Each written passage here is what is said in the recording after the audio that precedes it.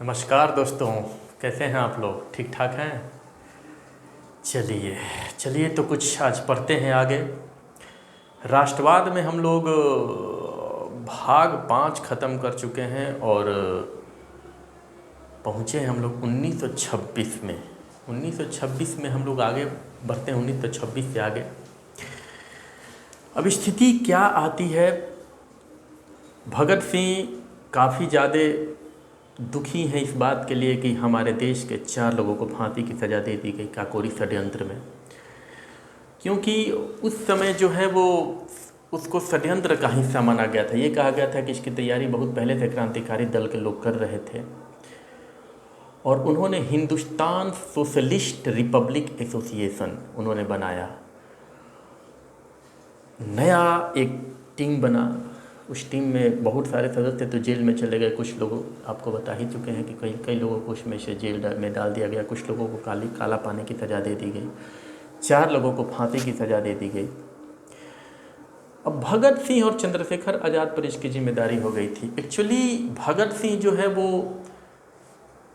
उनके साथ एक प्रॉब्लम ये थी कि वो इस असमंजस में थे कि हम कहाँ जाएं।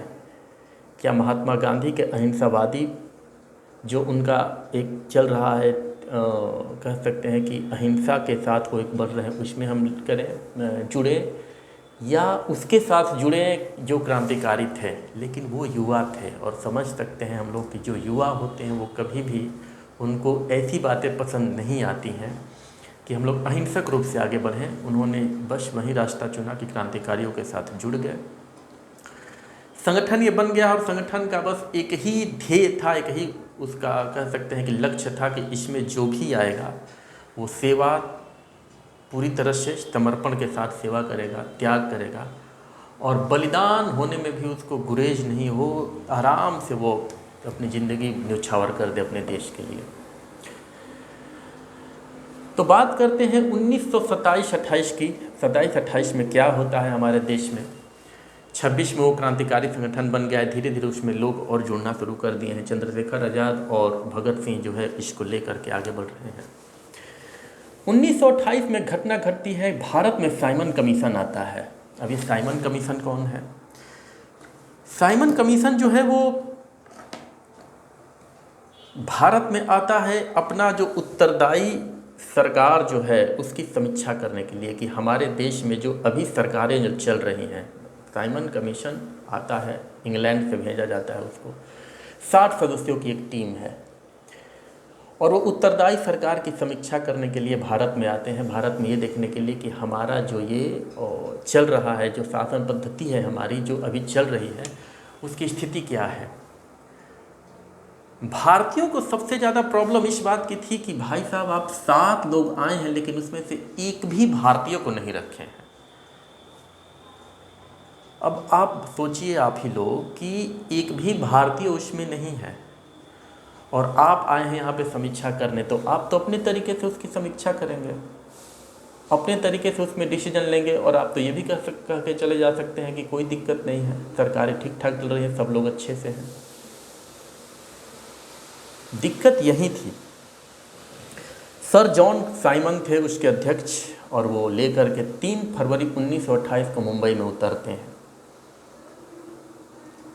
27 में ही इसकी जो है कह सकते हैं कि ये पूरी तरह से कमीशन बन चुका था। 3 फरवरी 1928 को भारत में उतरता है मुंबई में और लोग उसका विरोध करते हैं काले झंडे दिखा करके और कहते हैं साइमन कमीशन गो बैक,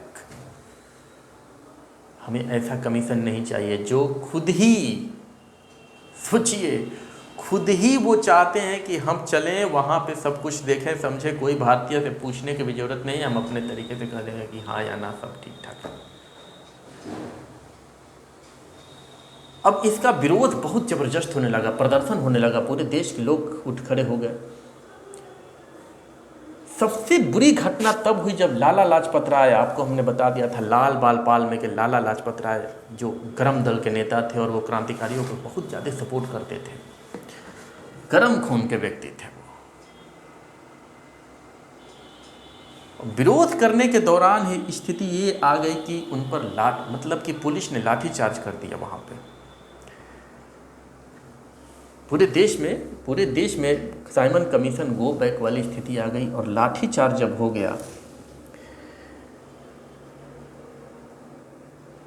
तो एक लाठी के बहुत बड़े प्रहार से लाला लाजपत राय बहुत तेज उन पर प्रहार हो गया और उनकी मृत्यु हो गई। अब देश के क्रांतिकारी को तो आग बबूला हो गए कि भाई मतलब कि ये तो ठीक नहीं हुआ, और क्रांतिकारी लोगों को दिमाग में ये आ गया कि अब हम लोग इसका बदला लेंगे। बदले की भावना चलने लगी।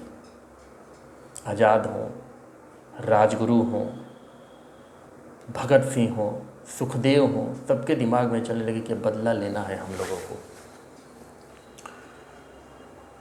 और बदला भी लिया जाता है। 17 दिसंबर, फरवरी में वो आता है आपका साइमन कमीशन, और 17 दिसंबर 1928 को एक पुलिस अधिकारी था सॉन्डर्स, उस दिन तय था कि किसी तरह से हम लोगों को कुछ करना है, और स्थिति ये आ गई कि सॉन्डर्स को राजगुरु ने उसके सर में गोली मार दी दूर से ही। क्योंकि राजगुरु के पास निशानेबाज था, बहुत ज़बरदस्त निशानेबाज था। उसने गोली चलाई सिर में और सिर में लग गई, वहीं पर मोटरसाइकिल पर बैठा वो गिर गया। लेकिन भगत सिंह को कहाँ लगता है ऐसा। भगत सिंह तो कहे कि ना ना ना ना, पता नहीं मरा होगा कि नहीं मरा होगा। गए उसके करीब 3-4 गोलियां और दाग दिए, खत्म, और वहां से वो लोग भाग गए। बदला ले लिया गया था, बदला ले लिया गया था। एक पुलिस अधिकारी को मार करके इन्होंने अपना बदला ले लिया था। क्रांतिकारी दल में खुशी थी, और इधर कांग्रेस में स्थिति ये आ गई कि जब ये लोग उसको साइमन कमीशन को यहाँ से बहिष्कार करने लगे, भारत के कांग्रेस के लोग, तो एक भारत का सचिव था, उसका नाम था बर्केनहेड। उसने ये कहा कि आप लोग हर चीज़ का जब विरोध कर रहे हैं तो आप लोग अपना एक संविधान हमको बताइए ना कि किस तरह से अपने देश को आप लोग चलाना चाहते हैं। उसने एक चुनौती दे दिया, और चुनौती देने के बाद उसने ये कहा था कि एक आप लोग अपना ऐसा संविधान बनाएं जो सभी भारतीय वर्गों और समुदायों को स्वीकार्य हो। जब आप लोग को ऐसा लगता है तो एक चुनौती मैं आप लोग को दे रहा हूँ कि आप लोग सभी संप्रदायों को ले करके एक ऐसा संविधान बनाए कि जिससे कि ये काम हो सके।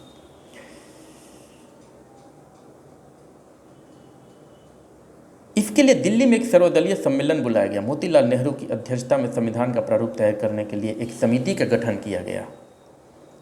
दिल्ली में बुलाया गया है एक सर्वदलीय सम्मेलन, और मोतीलाल नेहरू इसका जिम्मा लेते हैं, और उन्होंने कहा कि ठीक है। और उन्होंने 1928 अगस्त में नेहरू रिपोर्ट, हमेशा ये चर्चा में आता है, नेहरू रिपोर्ट को अक्सर हम लोग जान लेते हैं कि जवाहरलाल नेहरू ने किया था, लेकिन नहीं। नेहरू रिपोर्ट को बर्केनहेड जो भारत का सचिव था, उसके चुनौती पर मोतीलाल नेहरू ने ये अपना एक रिपोर्ट दिया था। उस रिपोर्ट की कुछ मांगे थी। रिपोर्ट में ये उन्होंने कहा था कि भारत में एक डोमिनियन स्टेटस हो, औपनिवेशिक स्वराज। ये बात थोड़ा सा दिक्कत वाली सबको लगने लगे कि आज भी आप स्वराज क्यों नहीं चाहते हैं, कि आप एक औपनिवेशिक वाली बात करने लगे, कि मतलब फिर आप चाहते हैं कि वही लोग रहें। तो उन्होंने कहा कि एक डोमिनियन स्टेटस होनी चाहिए हमारे देश में, पहला मांग उनका था। भारतीय संघ की व्यवस्था जिसमें केंद्र के अधीन अवशिष्ट अधिकार रहे प्रांतों के उत्तरदायी शासन की स्थापना हो। उन्होंने कहा कि प्रांतों को उत्तरदायी शासन दिया जाए। मैं इसमें से कुछ देख करके आपको और थोड़ा सा इंटरेस्टिंग बना रहा हूँ। तीसरी बात उन्होंने कहा था कि जो प्रिवी काउंसिल है के स्थान पर संपूर्ण भारत के लिए सर्वोच्च न्यायालय की स्थापना हो। उनके कहने का मतलब ये था कि जो प्रिवी काउंसिल है वो नहीं रहना चाहिए, आप लोग एक सर्वोच्च न्यायालय की स्थापना हमारे देश में होनी चाहिए। नागरिक अधिकारों और बालिग मताधिकार की व्यवस्था हो, मतलब कि जो बालिग हो जाते हैं जो लोग, वो भी मताधिकार है, उनको भी मत देने का अधिकार दिया जाए, और नागरिकों को कुछ अधिकार दिए जाएं। कह रहे सांप्रदायिक निर्वाचन समाप्त कर संयुक्त निर्वाचन प्रणाली लागू करने की अनुशंसा है। ये बात जो है वो गजब हो गई। उन्होंने कहा था कि सांप्रदायिक निर्वाचन समाप्त कर दिया जाए और ये मुस्लिम लीग को खटक गई। वो कहे कि अरे ये तो 1909 में जो हुआ था इससे तो ये अलग होने लगा। उस समय सांप्रदायिकता वाली बात आ गई थी। क्योंकि चाहे कुछ भी हो जाए, इधर कट्टर मुस्लिम पैदा हो रहे थे और इधर कट्टर हिंदू पैदा हो रहे थे। मुस्लिम जब कट्टर होने लगे तो हिंदुओं को मजबूरी में कट्टरता दिखानी पड़ गई। और आपको जानकारी के लिए बता दें कि जब अलीगढ़ में मुस्लिम यूनिवर्सिटी बनी, अलीगढ़ मुस्लिम यूनिवर्सिटी बनी, तो पंडित मालवीय के दिमाग में उसी समय बातें आने लगी। और हरिद्वार के कुंभ मेले में ही उन्होंने डिसीजन ले लिया था कि अब एक जब मुस्लिम यूनिवर्सिटी बन गया तो एक हिंदू यूनिवर्सिटी भी इस देश में होना चाहिए। मैंने पहले वीडियो में बता दिया है कि हिंदू यूनिवर्सिटी कैसे बने थे। यह प्रत्युत्तर था। अलीगढ़ मुस्लिम यूनिवर्सिटी का प्रत्युत्तर में बनारस हिंदू यूनिवर्सिटी बना। उधर मुस्लिम शब्द जुड़ा तो इधर हिंदू जुड़ा। तो ये कट्टरपंथ बनने लगे थे। इधर मुस्लिमों का एक गुट बनने लगा था, एक हिंदुओं का गुट बनने लगा था, और दोनों में कट्टरता थी। मतलब कि दोनों में धीरे धीरे दूरी बनते जा रही थी। गांधी जी ने बहुत प्रयास किया कि लोगों को जोड़ा जाए, लोगों को एक साथ रह करके और आज़ाद किया जाए देश को, लेकिन ऐसा दिख नहीं रहा था। अंदर अंदर बहुत सारी चीज़ें हो रही थी। तो सांप्रदायिकता का जो निर्वाचन है उसको समाप्त कर संयुक्त निर्वाचन प्रणाली, संयुक्त रूप से एक निर्वाचन प्रणाली लागू करने के लिए अनुशंसा किया। जनसंख्या के आधार पर अल्पसंख्यकों के लिए आरक्षण की व्यवस्था। जनसंख्या के आधार पर उन्होंने कहा कि जनसंख्या के आधार पर अल्पसंख्यकों के लिए आरक्षण की व्यवस्था होनी चाहिए। ये भी बात मुस्लिमों को खटकने लगी। उनको ये लगता था कि अल्पसंख्यक हम लोग हर जगह है, लेकिन उनके कहने का मतलब ये था नेहरू रिपोर्ट का कि नहीं, जहाँ पे हिंदू बहुल क्षेत्र ना हो, जहाँ हिंदू कम हो मुस्लिम ज़्यादा हो, वहाँ पे आरक्षण की व्यवस्था हिंदुओं को मिलना चाहिए, आरक्षण हिंदुओं को मिलना चाहिए। और जब उन्होंने ये बात प्रस्तुत की तो किसी को पसंद नहीं आई। ना तो कांग्रेस को पसंद आई, ना तो मुस्लिम लीग को पसंद आई, और ना ही सिखों को पसंद आई। ये तीनों में से कोई इसको पसंद नहीं किया। तो नेहरू रिपोर्ट का लगभग कह सकते हैं कि बस नेहरू तो दिए अपना रिपोर्ट, लेकिन वो सब लोग खारिज कर दिए, कहे कि नहीं हम लोग नहीं इसको पसंद कर रहे हैं। जिन्ना नाम आप लोग सुने होंगे। जिन्ना जो प्रधानमंत्री बने थे पहले पाकिस्तान के, वो व्यक्ति कहा कि मैं कांग्रेस से इस्तीफा दे रहा हूँ। और वो नेहरू रिपोर्ट जब आया तो कह रहे हैं कि पूरा राजनीति में एक तूफान ला दिया। मोहम्मद अली जिन्ना कांग्रेस से अलग हो गए और उन्होंने तुरंत एक 14 सूत्री मांग रख दी। अंग्रेजों के सामने कहा कि हमारा ये 14 सूत्री मांग है। और उसने क्या किया, कह रहा है कि आगा खां और मोहम्मद शफी ने ऑल इंडिया मुस्लिम कांग्रेस की स्थापना कर दी तुरंत। देखिए कितना जल्दी जल्दी काम हो रहा था। वहाँ पे तुरंत एक नया टीम बन गया। आगा खां है, मोहम्मद शफी हैं। आगा खां हमेशा आगा रहते थे। अब ये स्थिति बन गई है कि 14 सूत्री उन्होंने अंग्रेजों से मांग रख दिया, और उन्होंने तो उसी समय तय कर लिया कि अब कांग्रेस में का हम लोग किसी भी तरह से हम लोग सहयोग नहीं कर सकते हैं, कांग्रेस का सहयोग नहीं होगा। कांग्रेस का वामपंथी युवा वर्ग उस समय कांग्रेस में वामपंथी युवा वर्ग में आते थे। दो लोगों का नाम सबसे ज़्यादा कह सकते हैं कि रखा जाता है। उसमें दो लोग थे, पंडित जवाहरलाल नेहरू जो मोतीलाल नेहरू के बेटे थे, और दूसरे उनके सहयोगी थे उस समय नेताजी सुभाष चंद्र बोस। ये दो लोग ये वामपंथी कांग्रेस के युवा थे। उनके दिमाग में यह ना कि ये बात आ गई कि ये जो आप हमेशा कह रहे हैं औपनिवेशिक स्वराज, इसमें से औपनिवेशिक को काट दीजिए। औपनिवेशिक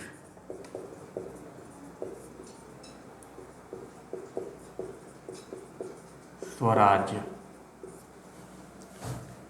अब उनका मत था कि ये ना रहे। युवा थे, युवा की सोच तो युवा होती है भाई।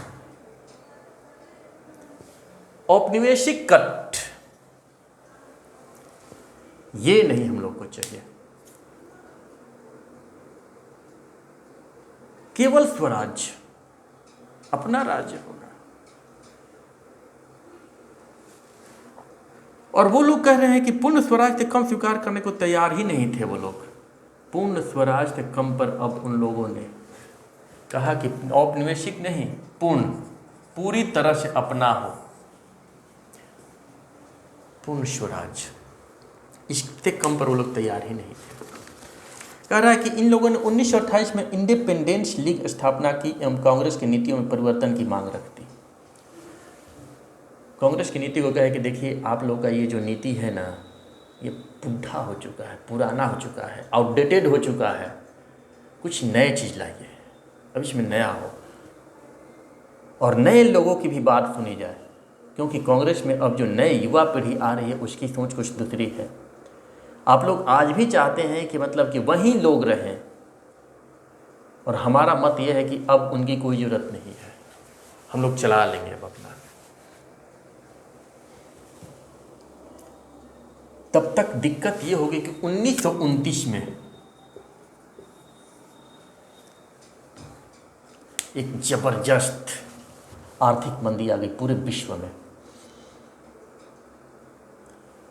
1929 में जो आर्थिक मंदी आई उसका प्रमुख कारण था प्रथम विश्व युद्ध। ये प्रथम विश्व युद्ध के बाद पूरी दुनिया जो है, पूरा विश्व जो है, वो एक कह सकते हैं इतने लोग मारे गए, उद्योग धंधे खेती बाड़ी इतनी बर्बाद हो गई थी कि उसका असर 8-9 साल के बाद दिखने लगा, 10 सालों के बाद दिखने लगा। 18 में वो समाप्त हुआ और 29 में एक आर्थिक मंदी आई, और इसका विश्वव्यापी था तो भारत पर भी उसका असर पड़ेगा ही। कह रहा है कि मूल्यों में वृद्धि हुई, श्रमिक किसान और पूंजीपति सभी वर्ग आर्थिक अव्यवस्था एवं सरकारी नीतियों के शिकार बने। सभी लोग इसके शिकार हुए, पूंजीपति वर्ग से लेकर के मजदूर वर्ग से लेकर किसान वर्ग से लेकर के। उस समय की एक पत्रकार ने लिखा था, काफ़ी इंटरेस्टिंग बात है ये, कि प्रथम विश्व युद्ध से पहले लोग पैकेट में अपने जेब में पैसा भर के ले जाते थे और सामान टोकरी में लाते थे। जेब में पैसा रहता था और टोकरी भर सामान आता था। लेकिन आर्थिक मंदी की ये स्थिति ऐसी आ गई है कि अब लोग टोकरी में पैसा ले जाते हैं और थैले में सामान लेकर आते हैं। ये स्थिति आ गई थी। उस समय क्रांतिकारी गतिविधियां भी बढ़ने लगी थी और बहुत सारे केस खुल गए थे। मेरठ षड्यंत्र केस, लाहौर षड्यंत्र केस तथा जनवरी 1929 में पब्लिक सेफ्टी बिल जैसे काला कानून के पारित किए जाने से जनता में रोष व्याप्त हुआ था। हिंसा और भय का वातावरण सर्वत्र था। हिंसा और भय। गांधी जी इस आक्रोश को मोड़कर शांतिमय उपायों द्वारा सरकार के विरुद्ध व्यापक आंदोलन चलाना चाहते थे, जिसमें समाज के सभी वर्ग एवं समुदाय भाग ले सके। इसी बीच वायसराय इरविन ने 31 अक्टूबर 1929 को भारत को औपनिवेशिक स्वराज देने की घोषणा तो की। उस समय भारत का वायसराय था कौन? इरविन। उसने कहा कि हम औपनिवेशिक जो है स्वराज आप लोगों को दे रहे हैं, लेकिन डेट नहीं बताया कब वो देगा।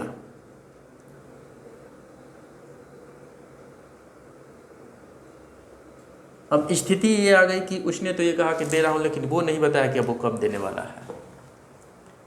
लोग कहे ये आखिर मिलेगा कब?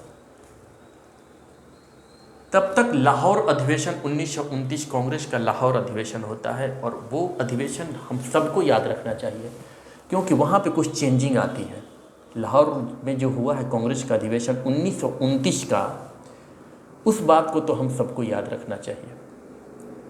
कह सकते हैं कि इतिहास के पन्नों में ये एकदम पूरी तरह से स्वर्ण अक्षरों में 1929 का लाहौर अधिवेशन छप गया। क्यों? उसकी सबसे बड़ी खासियत ये थी कि उस समय युवाओं की बात सुनी गई। उसके पहले केवल बूढ़े लोग अपना डिसीजन लेते थे। उस समय 1929 में होता क्या है कि कांग्रेस का लाहौर अधिवेशन हुआ, इसकी अध्यक्षता जवाहरलाल नेहरू ने की। 1929 में पहली बार जवाहरलाल नेहरू को जो है वो क्या किया गया? कांग्रेस का अध्यक्ष बनाया गया है। अब सोचिए कि उस समय वो कितने साल के हैं? करीब 40 साल के। 40 साल के जवाहरलाल नेहरू को उस समय अध्यक्ष बनाया जाता है। वे औपनिवेशिक स्वराज से संतुष्ट नहीं थे। उनकी इच्छा थी कि पूर्ण स्वराज, ये औपनिवेशिक नहीं, ये डोमिनियन स्टेटस नहीं चाहिए, पूरा स्टेटस ही चाहिए। अभी तक सरकार ने नेहरू रिपोर्ट को स्वीकार नहीं किया था। जो नेहरू रिपोर्ट उस समय उन्होंने दिया था उसको सरकार ने भी स्वीकार नहीं किया था। अतः नेहरू ने पूर्ण स्वाधीनता की मांग रखी। प्रस्ताव में यह भी कहा गया कि अगर 1929 तक सरकार औपनिवेशिक स्वराज्य नहीं देती है तो कांग्रेस स्वाधीनता प्राप्ति के लिए आंदोलन करेगी। अगर आप नहीं दे रहे हैं तो हम लोग अब स्वाधीनता के लिए अब क्या करेंगे, आंदोलन। मजबूरी है हमारी, हम तो करेंगे ही, इसीलिए तो जी रहे हैं। आंदोलन करते करते ही तो हम लोग को जाना है। 31 दिसंबर 1929 को रावी नदी के तट पर, 31 दिसंबर 1929 याद रखिए, रावी नदी, लाहौर में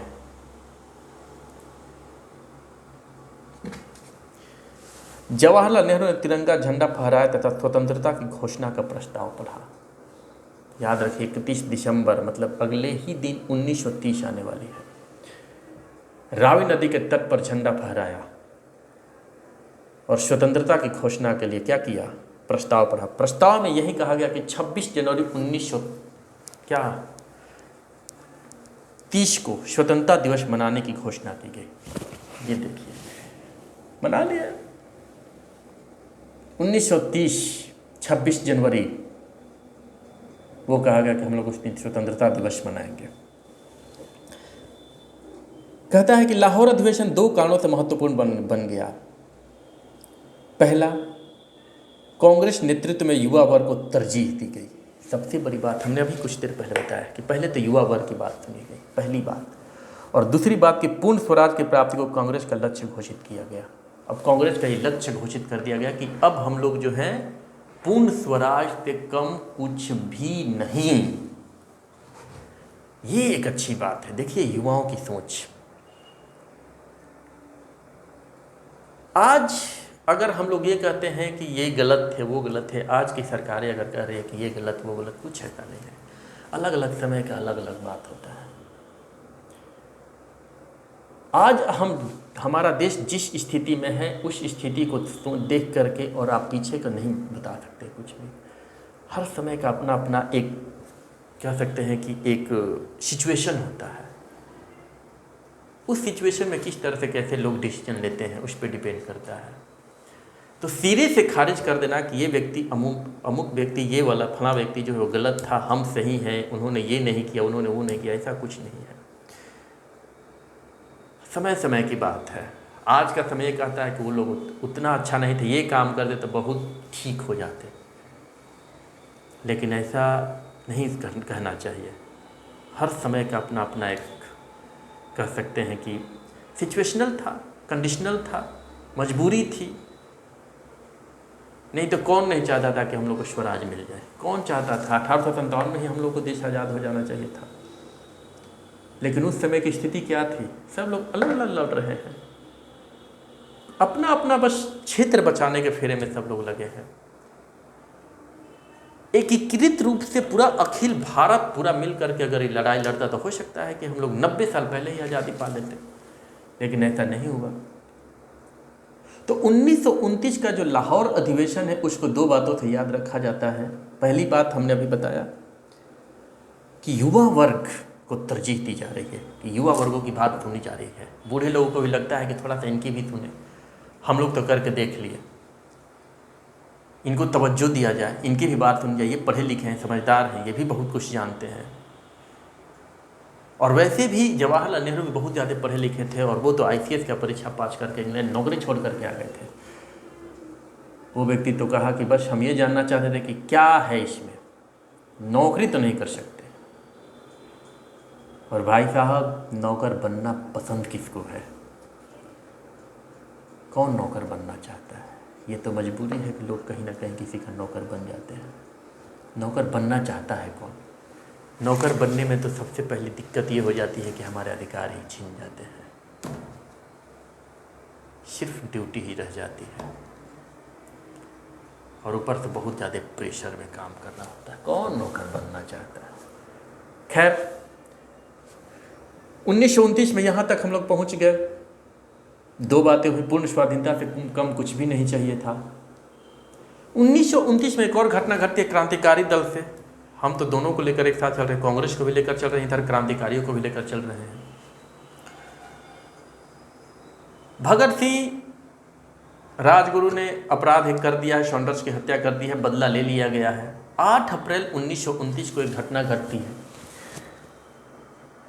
कि दिल्ली में जो नेशनल असेंबली है, अंग्रेज सरकार की जो असेंबली है, उसमें अपनी बात मनवाने के लिए, और हम लोगों की भी सुनो, युवा अब बहुत ज़्यादा मात्रा में हो गए हैं हमारे देश में, इस बात को सुनाने के लिए बटुकेश्वर दत्त और भगत सिंह नेशनल असेंबली जो है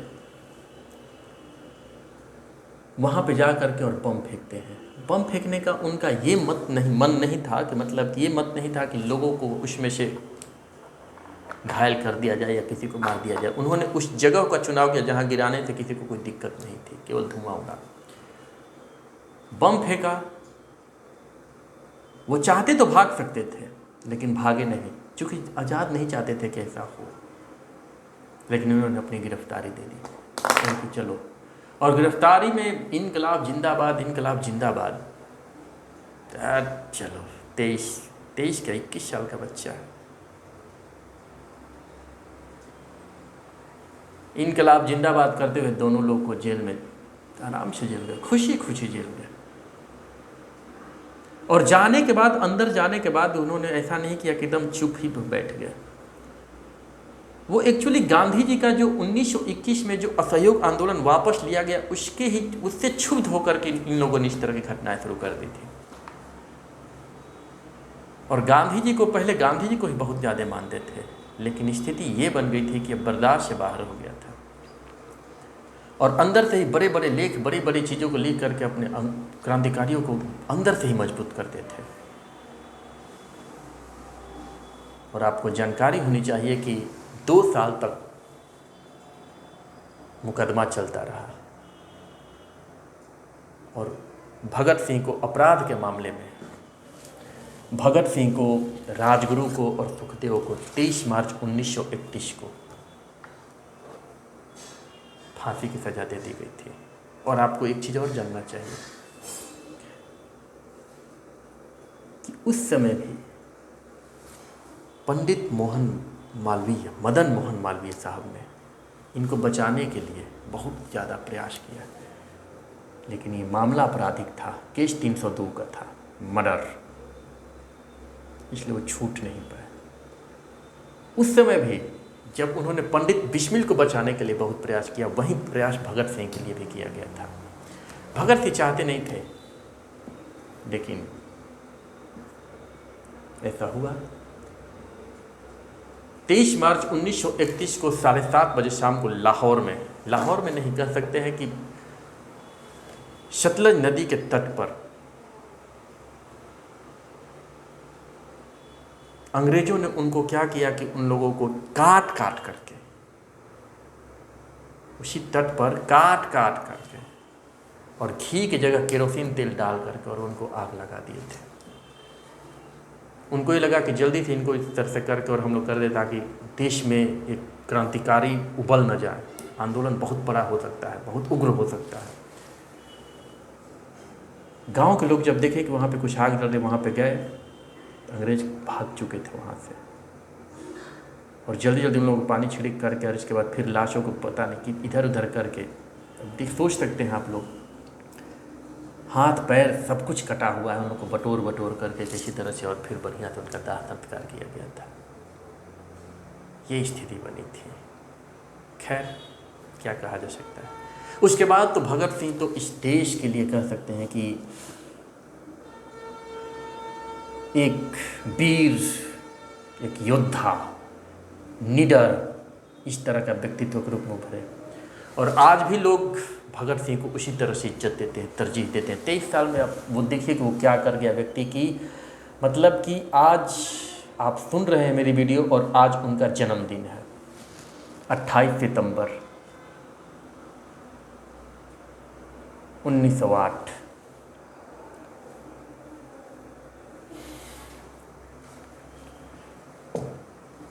उनका जन्मदिन है। संजोग से मैं ये जो वीडियो बना रहा हूँ उसमें उनका ये जन्मदिन है और वो व्यक्ति जो है वो अलविदा कह गए। बेधड़क कोई काम करने वाला, निडर होकर के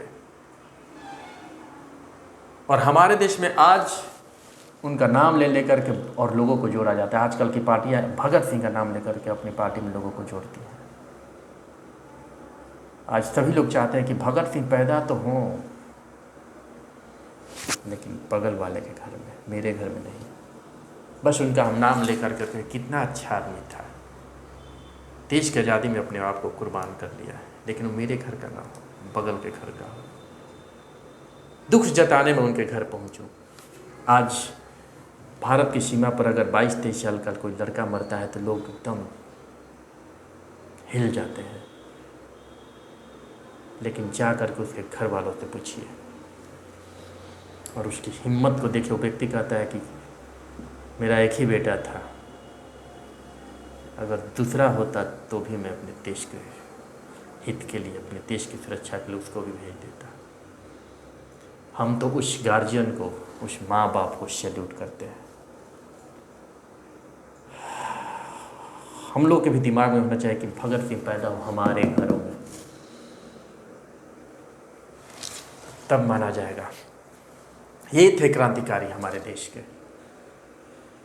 खैर आगे बढ़ते हैं हम लोग। कहानी तो बहुत ठीक ठाक चल रही है, हमको पता है, आप लोगों को भी अच्छा लगेगा, सुनते रहिए। 1929 में मांग हो जाती है 26 जनवरी 1936 को पूरे देश में स्वतंत्रता दिवस समारोह पूर्वक मनाया गया। प्रभात फेरी निकाली गई, सभाएं की गई, रचनात्मक कार्यक्रम चलाए गए एवं हिंदू मुसलमान एकता के प्रयास किए गए। इस अवसर पर प्रतिज्ञा की गई कि अन्य लोगों की तरह भारतीय लोगों को भी स्वतंत्रता और अपने कठिन परिश्रम के फल का आनंद लेने का अहरणीय अधिकार है। उस दिन ये प्रतिज्ञा की गई कि दुनिया के सारे देश जिस तरह से आज़ाद होना चाहते हैं, वो उसमें हम लोग भी हैं, हम भी अपनी आज़ादी चाहते हैं।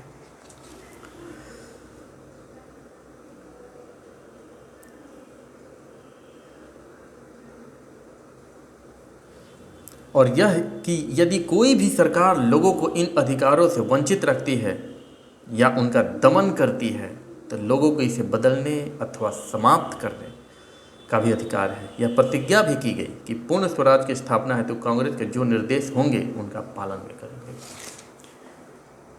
अब एक अच्छी बात आ गई, अब पूर्ण स्वराज की सुगबुगाहट कांग्रेस में होने लगी। चूंकि कांग्रेस उस समय का सबसे बड़ा एक दल था, उससे बड़ा तो कुछ था ही नहीं। ये मुस्लिम लीग था लेकिन छोटा था, उसमें सिर्फ मुस्लिम अपने हित की बात करते थे और कांग्रेस के वो चाहते थे कांग्रेस का किसी तरह से सहयोग नहीं करने का, और अंग्रेजों का पूरा सहयोग करने के लिए उन्होंने कस्में खा ली थी और अंग्रेज इसी का फायदा उठा रहे थे। सरकार से समझौते का प्रयास किया गया। फरवरी 1930 में कांग्रेस ने गांधी जी की अधिकृत कर दिया कि वे उचित समय पर आंदोलन आरंभ करें।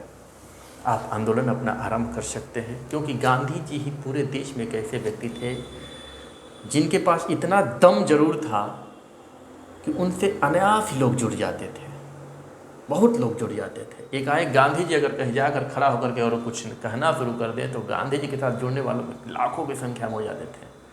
और उस समय तो क्या महिला, क्या पुरुष, क्या बच्चे, सब लोग, गांधी जी में ये विशेष आकर्षण था लोगों को जोड़ने का, ये अच्छी बात थी। तो पूरी तरह से कांग्रेस ने कह दिया कि आप उचित समय पर अपना आंदोलन जो है आप शुरू कर सकते हैं। गांधी जी सोचे कि ठीक है आंदोलन तो हम लोग करेंगे, लेकिन एक बार जो है उन लोगों से बात अपनी करते हैं। हम लोग एक बार कहते हैं कि भाई आप लोग हमारी कुछ मांगे हैं उसको पूरा कर दीजिए, अदरवाइज हम लोग मजबूर हो जाएंगे। इसलिए 2 मार्च 1930 को उन्होंने तत्कालीन वायसराय इरविन को एक 11 सूत्री मांग रखी। इरविन के पास हो गए और 11 सूत्री मांग रख दिए। गांधी जी पहुंचते कहें कि पहले एक मौका देते हैं उन लोगों को, उसके बाद क्या है उसमें मांग उनकी क्या है। उन्होंने वायसराय को यह भी कहा कि अगर सरकार उनकी मांगे मान लेगी तो वे अपना आंदोलन स्थगित कर देंगे, हम आंदोलन नहीं करेंगे अगर हमारी आप मांगे मान लेते हैं तो।